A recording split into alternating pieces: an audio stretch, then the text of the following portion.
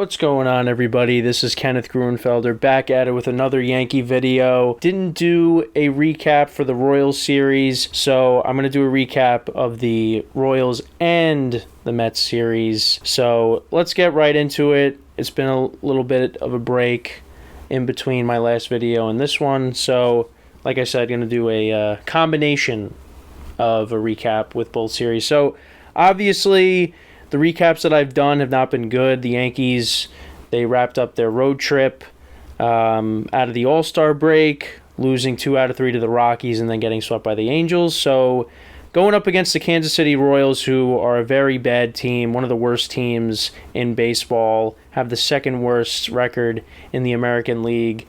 The Oakland A's obviously have the worst record in the American League.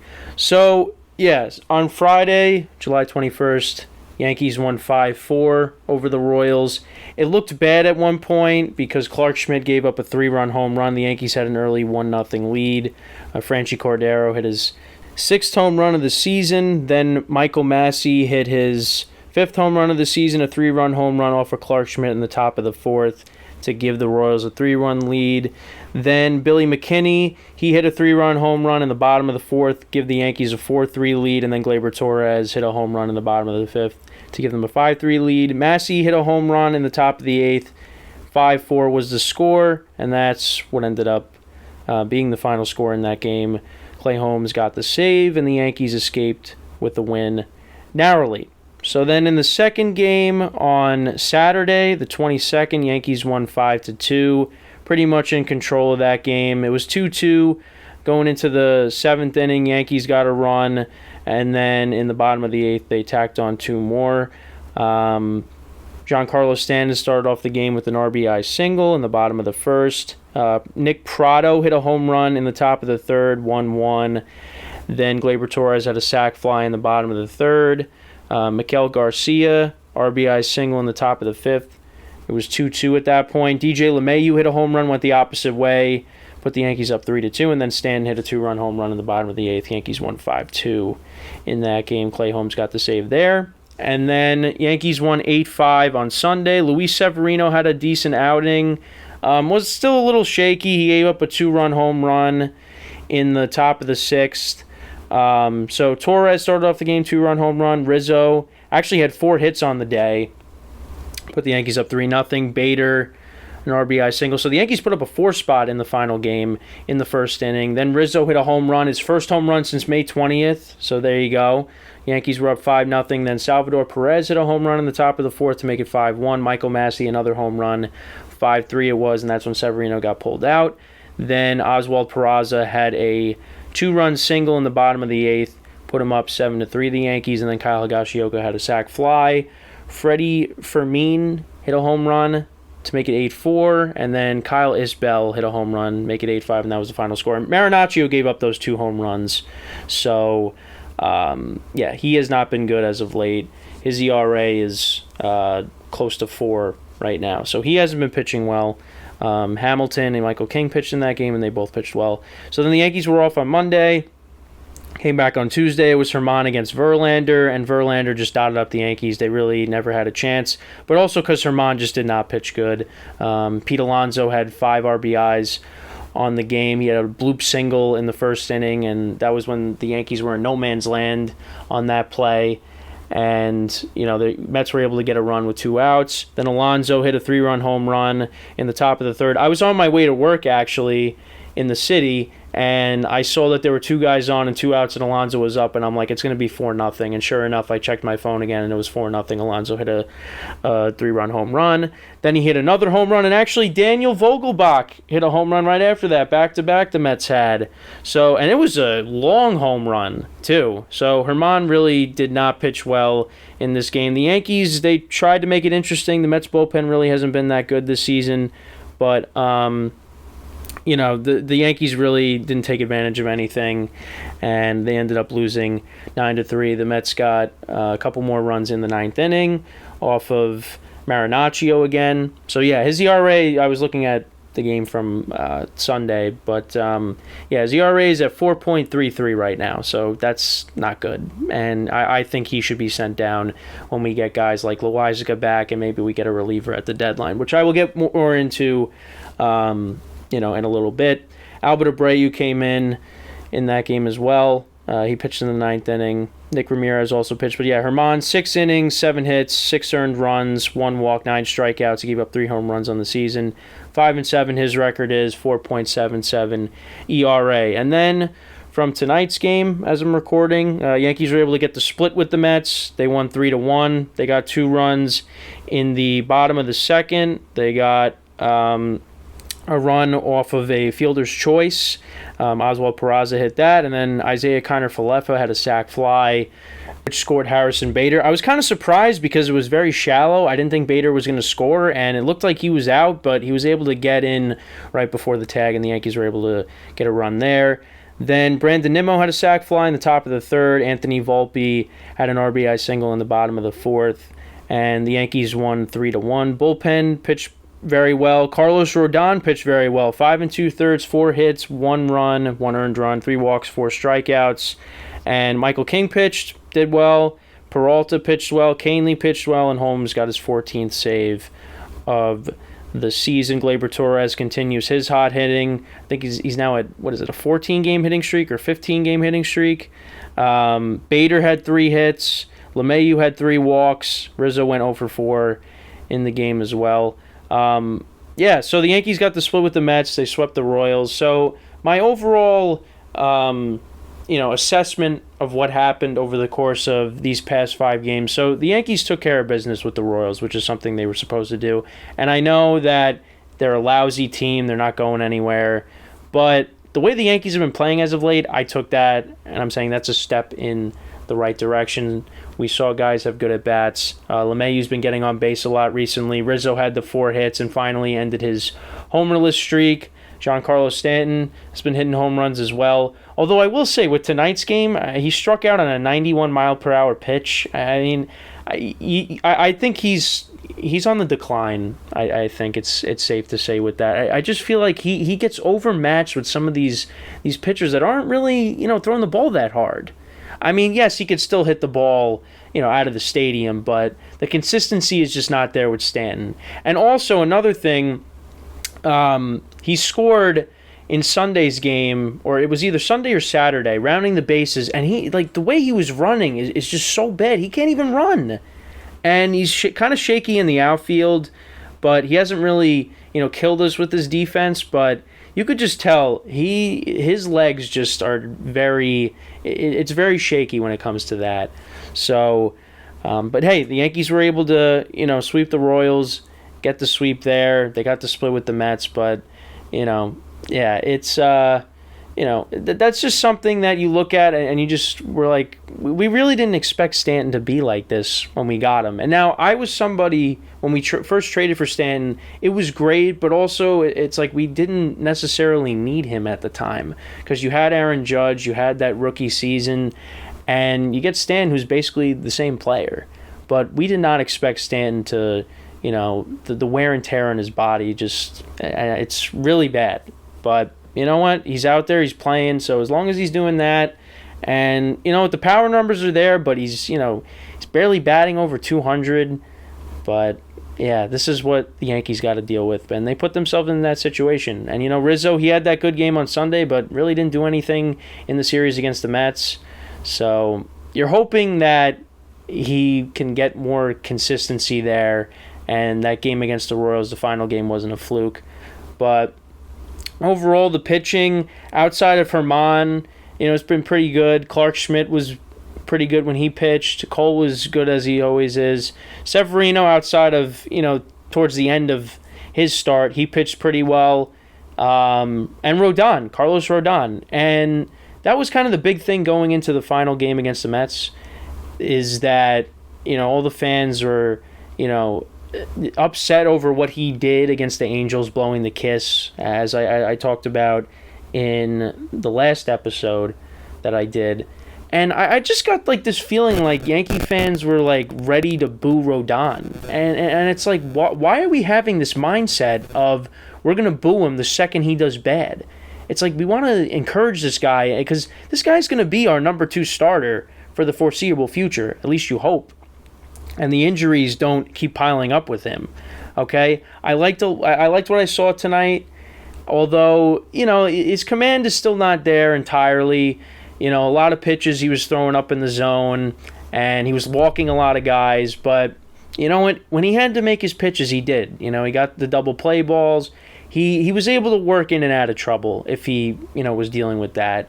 And he was able to, and the swing and miss stuff was there. So he's coming along. And I think that's very encouraging for the Yankees going forward if they want to get themselves back in a playoff spot.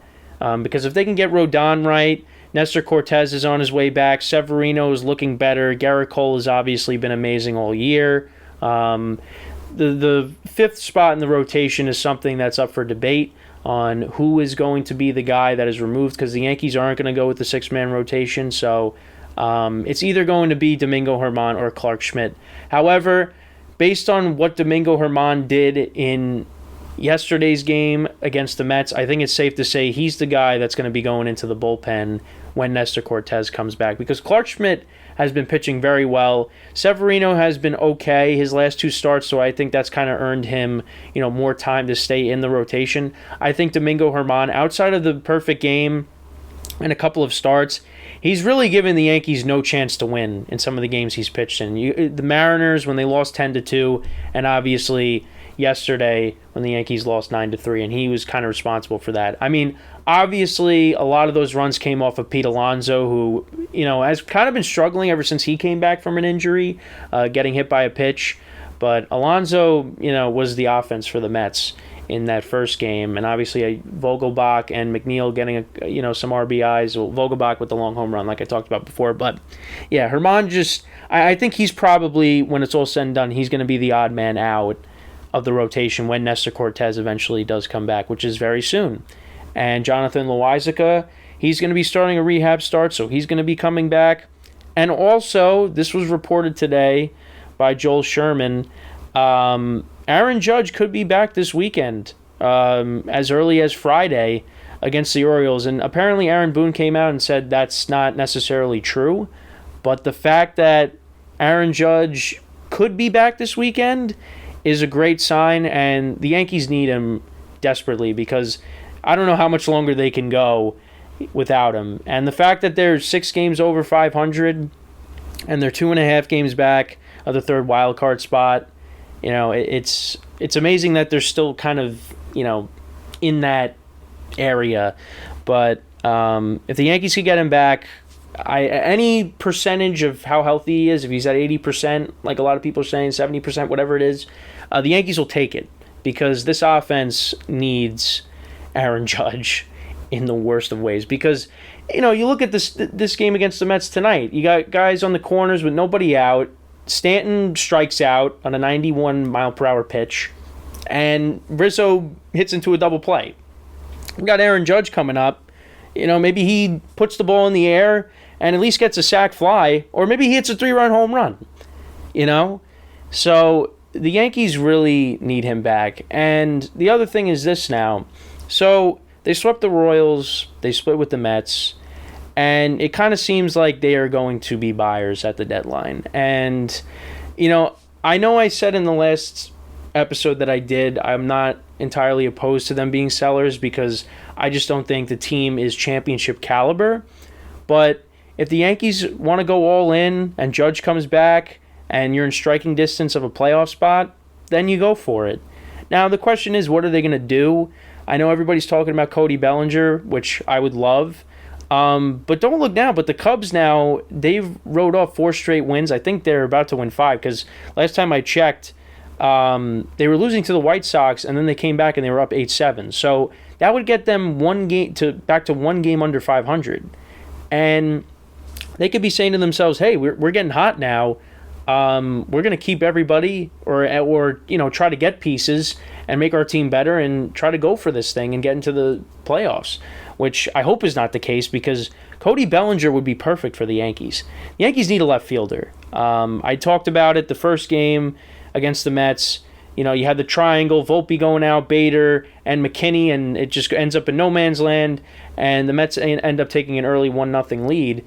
It's just, and Isaiah Kiner-Falefa, listen, he's done a great job. He's accepted whatever role that the team gives him, and I think he could be their utility man, possibly, going forward, being a bench guy, and hey, he got the Yankees started in the first inning, gets on base, and then Glaber obviously got him to third, and he had runners at the corner. So the Yankees had a good start to that game, but, like I said, they didn't score any runs, but at least they won. But yeah, Kiner-Falefa's gotten way too many starts out in the outfield. He should not be playing center field. He should not be playing left field. He should be our backup third baseman, shortstop, and yes, occasionally you could throw him in the outfield if you have to. But yeah, he's gotten way too many starts out there. The Yankees need a left fielder.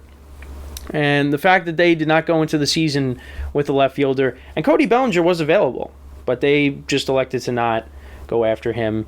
The biggest thing for the Yankees is they need to get a left-handed bat, multiple bats. I think one bat is not going to solve it. Now, they could argue, well, we're getting Aaron Judge back, so that counts as another bat. Yeah, but you got to get something else. You got to get more left-handed hitters because we can't. Now, we only had one left-handed hitter in the lineup tonight, and that was because we were going up against Quintana, which is a left-handed pitcher. But we need to have more balance, and that's something that you hear across all of New York sports media. I was saying it for years on my radio show at Quinnipiac is, the fact that the Yankees just had no balance. That's what they need to prioritize between the trade deadline now and beyond this season. Because the fact that the Yankees have a lack of left-handed hitters is just, it's mind-boggling. It really is. It makes no sense why they have elected to do this kind of strategy. And I've said, listen, you got guys that can go to the opposite field. You got Stanton. You got Judge that can do it. Gleyber Torres has done it a bunch. LeMahieu does it.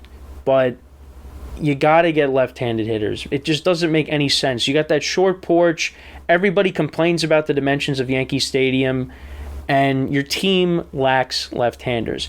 And not to say they haven't tried to address it. They got Rizzo. They got Gallo. Gallo was a failure. Benintendi had for a little bit, but then he got hurt, and then he signed with the White Sox, who, he said he wanted to go to a contender, and they're 20 games under 500.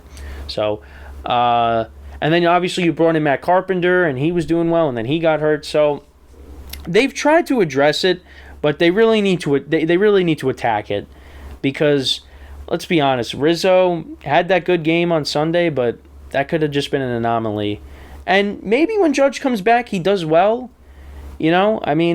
The downward spiral kind of started happening. I understand it. A lot of people link it to when he got hit by Tatis. Tatis ran into him.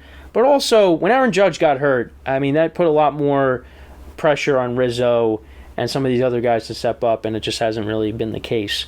But, Rizzo should have been able to produce, but that just hasn't been the case. But you know what? Maybe with Judge coming back soon, maybe that, helps out Rizzo and he gets going again. I don't know. We'll see. But, so they got to get more left-handed bats. You probably got to go after another infielder. I know Jamar Candelario of the Nationals has been a name that a lot of people have thrown around. I've seen some people talk about Ryan McMahon from the Rockies, who's had a pretty good season as well. But the fact that they're talking about Daniel Carlson, Randall Grichuk, Grichuk's actually had a very good year for the Rockies as well, but he's another right-handed hitter. We don't need that. We need left-handed hitters. That's what they need to do, address that. And there's also talk about them trying to address the catcher position. Now, Trevino's out for the season with a wrist injury, so they brought up Rortvedt, who's a left-handed hitter. So at least, you could get some more balance with that. But, I think they got to look for players outside the organization and try to get this team better. And I'm actually going to a few games next week, so the team's going to look different, I hope. And, of course, Judge being back is going to be great. It's going to be very tough because the Yankees really didn't take advantage of the easy part of their schedule, in quotes. Not doing well against the Cardinals, not doing well against the Cubs, the Rockies, the Angels. And they did sweep the Royals, but they could have did better. They could have won more games, but that wasn't the case. Now they get to a little bit of a hard part in their schedule where they're playing the first place Baltimore Orioles, then they're playing the Rays, who are right behind the Orioles in second place now. The Rays have kind of collapsed a little bit. And then you got the Houston Astros next week. 4 games set at the stadium. And I will be at one of those games. It's going to be a playoff-like atmosphere because, you know, how Yankee fans feel about the Astros and certain players on the team. It's going to be a lot of fun, especially if Judge is back. That's going to be huge. And the Yankees got to be up to the task because if they really want to make a run at this thing, they got to play well against these teams. And they're behind all of them. And they're even behind the Red Sox, who are playing well. So Yankees got a lot of work to do, but it does look encouraging. You kind of figured they were going to get the split because the Yankees just don't hit Verlander. And, you know, Quintana's just coming back, and you kind of figured Rodon was going to come out and pitch well, especially how his last start went. And like I said, just the fact Yankee fans, it seemed like they were like ready to boo Rodon. And I don't get it. Now, I know I said that I didn't expect him to pitch well if he came back this year. Just because I guess just the misfortune of what the Yankees have, you know, with signing guys and trading guys over the last couple of seasons with injuries and all that. I was just like, yeah, Rodon's not going to pitch well. And his first start, he was okay. His next 2 weren't. And this start against the Mets was pretty good. But one thing that I just find interesting with Aaron Boone and how he manages, so he's quick to take his starters out sometimes. Like Clark Schmidt, for example, he takes him out at 64 pitches, right? Brings in his bullpen against the Royals. But when Domingo Germán is getting absolutely shelled against the Mets, he leaves him in. And listen, I understand you don't want to waste your bullpen, but you're like so quick to yank your starter when they're pitching well. And Clark Schmidt was at 64 pitches. And I just don't get it. That I don't understand. You got a starter that's getting shelled, you leave him in. A starter that's pitching well, the second he shows signs of, and he even did it with Rodon. You know, let Rodon get out of the 6th inning so you don't have to use your relief pitchers. And listen, they talk about it on sports shows as well. The Yankees bullpen is getting worn out. And they showed a lot of cracks in it over the course of the last week. Blowing games, guys not pitching well. And part of that is overusage. So let your starters work themselves out of it. And you know what? If they blow it, you know what? At least you kept them in. Okay? And it happened earlier in the year when Garrett Cole gave up the 6-run lead the Yankees had against the Rays in Tampa earlier in the year. You know, it happens. But I'm not going to get mad at Boone. Listen, Garrett Cole just didn't get the job done, you know? So I'm not going to get mad at Boone for that. But I just don't like how he's so quick to take his starters out and, you know, use his bullpen. The bullpen is tired. And listen, reinforcements are on the way. Loaisiga's coming back. And you figure they're going to try to get a reliever at the deadline. I would love if they got Robertson from the Mets. That would be great. But who knows what the Mets are going to do? I have no idea. But yeah, so Yankees sweep the Royals. They get the split with the Mets. Aaron Judge is on his way back, presumably. So things are kind of looking up for the Yankees, but there's still a lot of problems with this team. Aaron Judge by himself is not going to fix the problems. The inconsistencies in the rotation, guys not pitching well in the bullpen, certain guys, and, you know, us not having a left fielder, which is a disaster, and it needs to be addressed ASAP. And the trade deadline is on the way, and we'll see what happens. I really hope the Yankees get a left-handed bat or 2, and then you get another bullpen piece. Maybe try to get a catcher, like they said, or they might just roll out with Higashioka and Rortvedt, which, you know, it's whatever at this point. But just they got to better this team. If they really want to make a run at this thing, they got to win games first of all, and you know they got to improve this team. Get bats that bat left-handed. That's all I'm asking. So, yeah, I think that's pretty much everything I wanted to touch upon. Actually, also one more thing, one quick thing. So the Yankees hired Andy Pettitte, former left-handed pitcher, Andy Pettitte, one of my favorite Yankees of all time, to be an advisor for Aaron Boone. And I think it's a good thing. I think I agree with what people are saying. It's kind of like the Yankees are saying to themselves, you know what, maybe we got to take a different approach of how we do things. We got to stop relying on guys that we bring in to the staff that are heavily analytical, and how about we bring in guys that actually played the game and know what it takes to win. You see them bring in Sean Casey as the hitting coach, as opposed to when they had Dylan Lawson, who never played on a major league field. So bringing in Andy Pettitte to help work with the pitchers, get their minds right, try to, tweak anything that, kind of see if there's anything he could do to kind of fix, how some of these pitchers are maybe struggling a little bit or trying to, find themselves, like Rodon, Severino's trying to work through some things.